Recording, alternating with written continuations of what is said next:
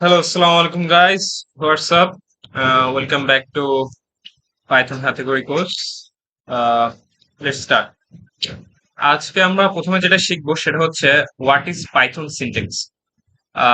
Python syntax হলো মূলত Python code লেখার জন্য যেসব গাইডলাইন দেওয়া থাকে সেই সব গাইডলাইনকেই পাইথন সিনট্যাক্স হিসেবে উল্লেখ করা হয় আর কি।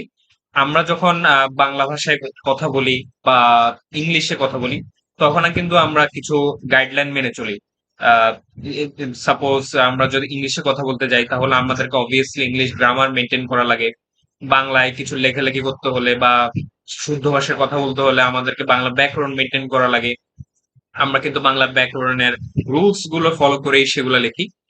Same goes in the case of English grammar.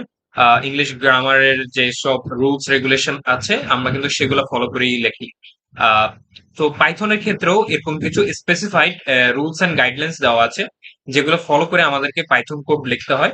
যদি আমরা সেসব set of guideline which is specified for Python যদি আমরা এগুলা ফলো না করি তাহলে কিন্তু পাইথন কোড আসলে রান হবে না এবং আমাদের যে কাঙ্ক্ষিত যে আউটপুটটা আছে সেটা দিবে না।